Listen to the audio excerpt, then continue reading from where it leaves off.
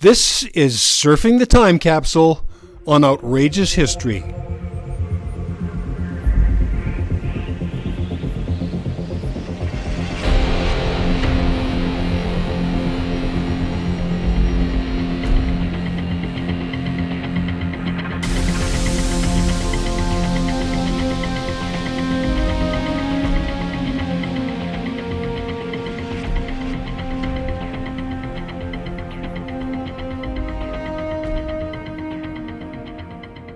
If you're listening to the podcast version of the Time Capsule, behind me is the most famous and the most valuable painting in the world. Well, I'm not standing in front of the actual painting. It's a reproduction embedded digitally into the green screen in front of which I am standing. If I were standing in front of the real Mona Lisa in its gallery in the Louvre in Paris, I would long since have been jostled away by the crowds of gawkers trying to catch a glimpse of this somewhat dimly painted 30 by 21 inch slab of wood. The Mona Lisa, painted by the acclaimed and technically illegitimate genius Leonardo da Vinci, is the centerpiece of the Louvre and in many ways of the nation of France. Its estimated value, $860 million US. And not far behind in value is another painting attributed, at least by some, to Da Vinci, the Salvator Mundi. Its purchase price in 2017 by Saudi Arabian Crown Prince Mohammed bin Salman, $450 million. And again, I'm not standing in front of the real one.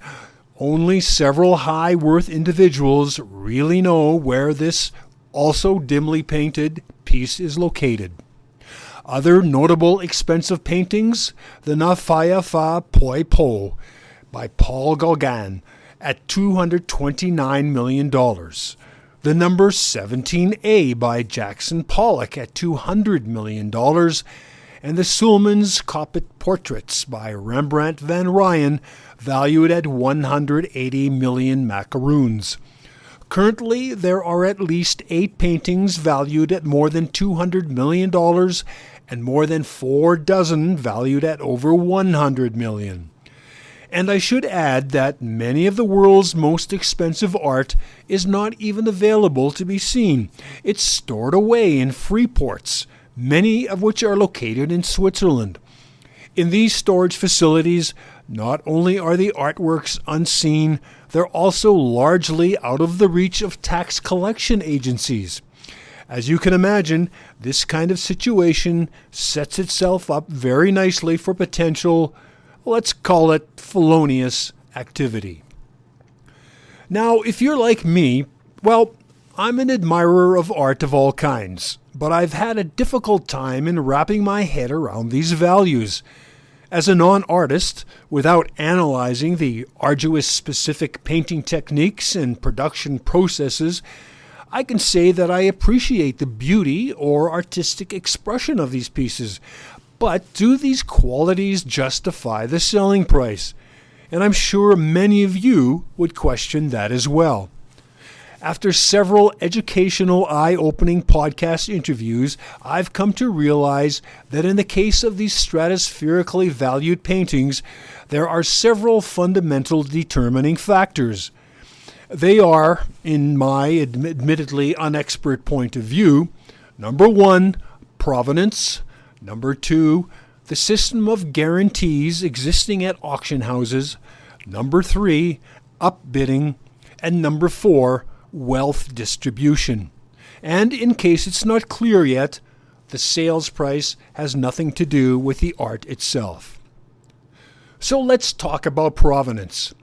In the recent podcast entitled Da Vinci's Salvator Mundi, The Bargain of the Millennium, I spoke with author Ben Lewis, an art critic and documentary filmmaker, about the Salvator Mundi and its journey from an obscure and virtually undocumented art curiosity to its high-profile sale to that Saudi big spender MBS. In Ben's book, The Last Leonardo, he describes some of the elements that make up a painting's provenance.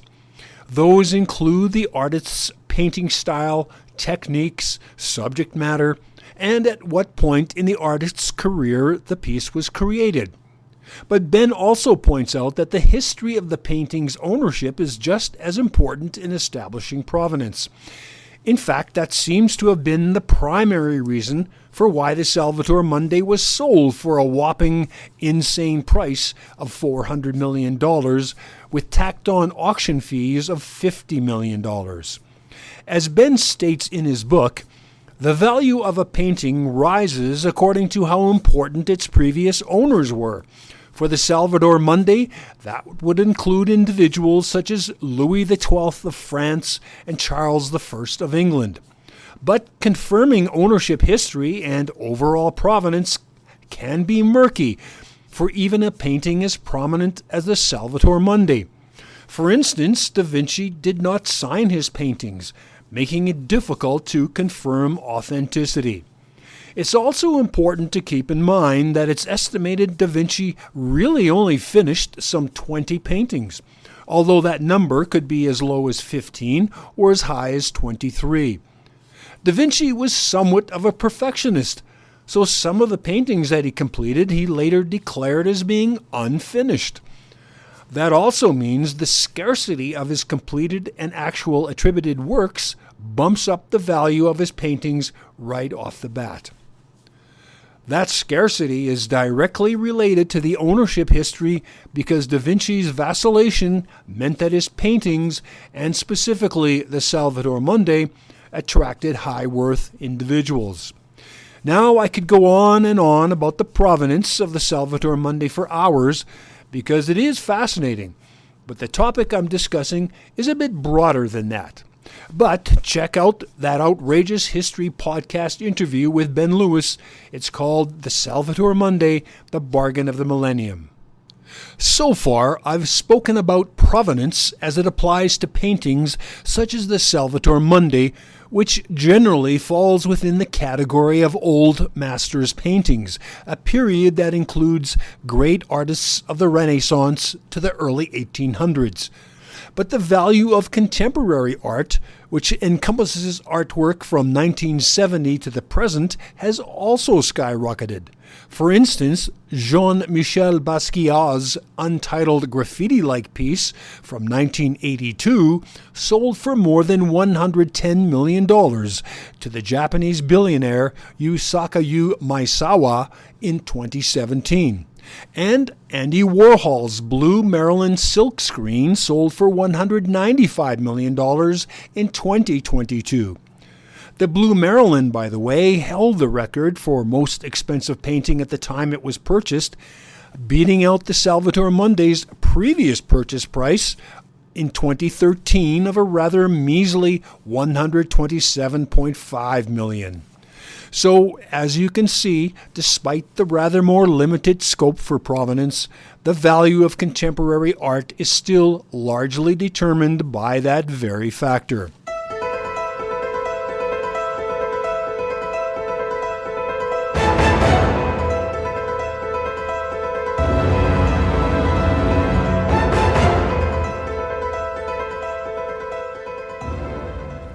So what's all this about upbidding, which I mentioned earlier as a critical factor in pushing up the value of a painting? Isn't upbidding the basis of an auction sale? One potential buyer attempts to outbid the others and so gradually drives up the prices? First of all, let me clarify that we're talking about those pieces of art that fall into that rarefied category of the ultra-desired by the ultra-wealthy. As author Ben Lewis explains, for paintings that fall into that hugely expensive range, an auction house such as Christie's or Sotheby's often seeks a third party to guarantee a price. This eliminates the risk for the seller and the auction house. The main benefit for the third party is that it becomes the owner of that desired painting without having to pay a buyer's fee if the bidding doesn't reach the unnamed reserve price. And if the bidding does go over the reserve price, the seller and the third party split the profit. The upbidding comes in because the identity of the guarantor is kept private, allowing the guarantor to also become a bidding participant, and thus helping to bid up the price with no one knowing the difference. This is exactly what happened in 2015 when Christie's auctioned off Picasso's La Femme d'Alger for $179.4 million. At that time, the highest selling price for a painting at an auction. In this case, the bidding attained its projected reserve price of $120 million. Then, with the help of 5 bidders who bumped up the bidding by $1 million increments, Picasso's masterpiece, entitled Women of Algiers in English, rolled to its record-setting price.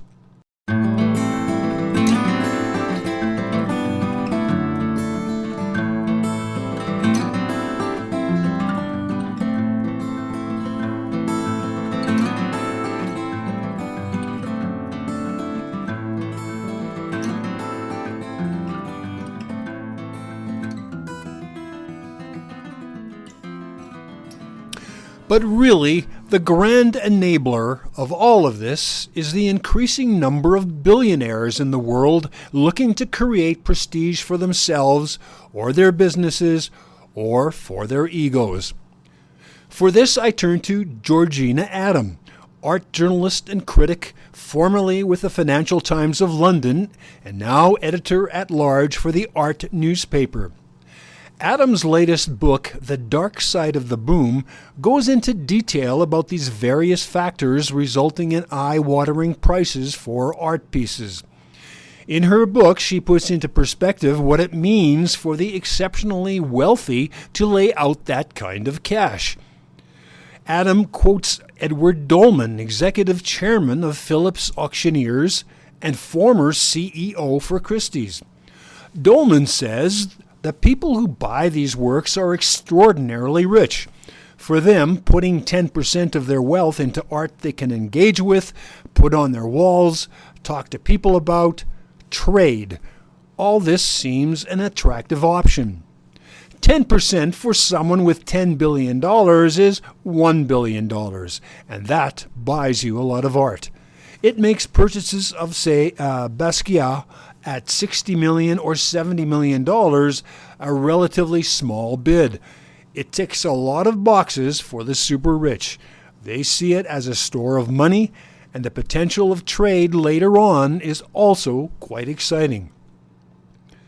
There is the suggestion also that high-end pieces of art have now been commodified and are being used as investments.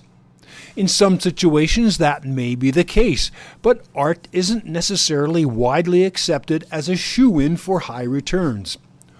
Olaf Velthuis, associate professor at the Department of Sociology of the University of Amsterdam, specializes in economic and cultural sociology and is author of Talking Prices. He says he's convinced that many of those who buy up high-value pieces do so to acquire status and not for investment, especially at those prices. Velthuis also argues, even though some of the highest priced paintings have reached that point through the technique of flipping, that is, purchasing, then selling off the same piece quickly, that purchasers in general still believe there's a distinction between art and what is considered a commodity, such as, say, clothing apparel. If original expensive art were viewed this way, it could just as easily be hung at a department store for purchase. As for investments, there are many opinions as to whether art pieces in general are a good return on investment. The first paper to definitively analyze economic returns on art for investment was published in 1986 by the Princeton economist William Baumol, and it is still referenced in art investment research. Baumol entitled his paper Unnatural Investment, or Art as a Floating Crap Game. That title, I believe, speaks for itself. That's not to say that art isn't being purchased now as investment as it has been for hundreds of years. The world's oldest art auction house was founded in Stockholm in 1674 by the governor of Stockholm. it still describes itself as a stock exchange trading floor for arts, crafts, and antiques. Later, still in the early 1900s, art funds were first established, pooling together money from individuals to purchase artworks strictly for the purpose of investment. In the 1970s, large corporations entered the game and, by investing in art, moved it into the category of assets. These days, businesses such as Masterworks use fintech to allow individuals to fractionally invest into art by some of the world's most famous artists. But let's face it, fractional investors are not playing on the same level as the owners of the Salvator Mundi. And just where do these billionaire art collectors come from? As Edward Dolman from Phillips explains, the sale of art, especially from the point of view of auction houses, has gone through a transformational change since he began his career. At that time, the mid-1980s, he says, major auction houses sold mainly to a small group of wealthy European and American buyers.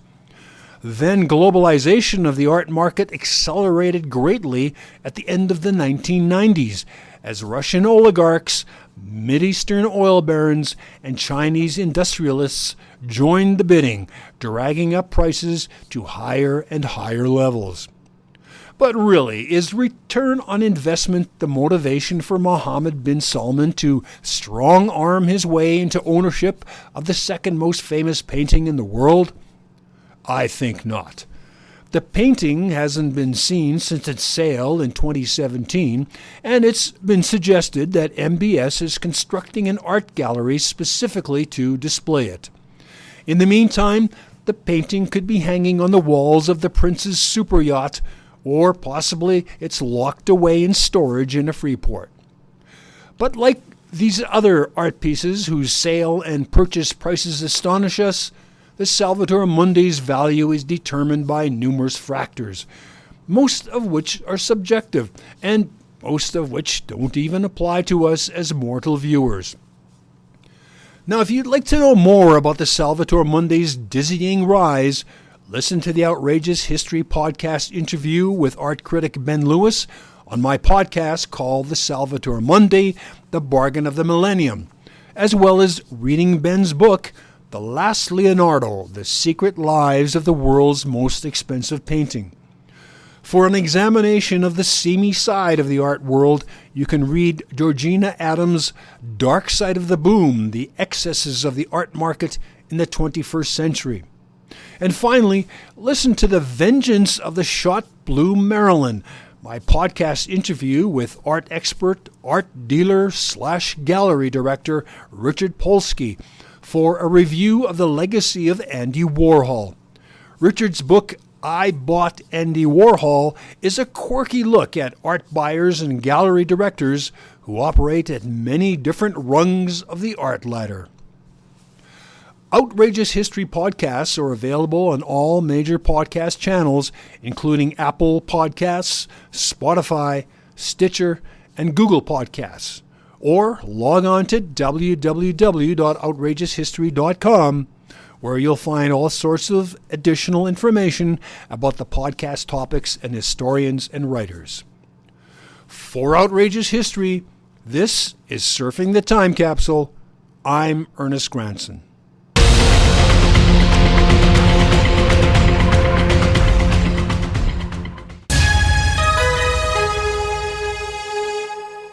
Outrageous History is produced by Northern Flicker Media.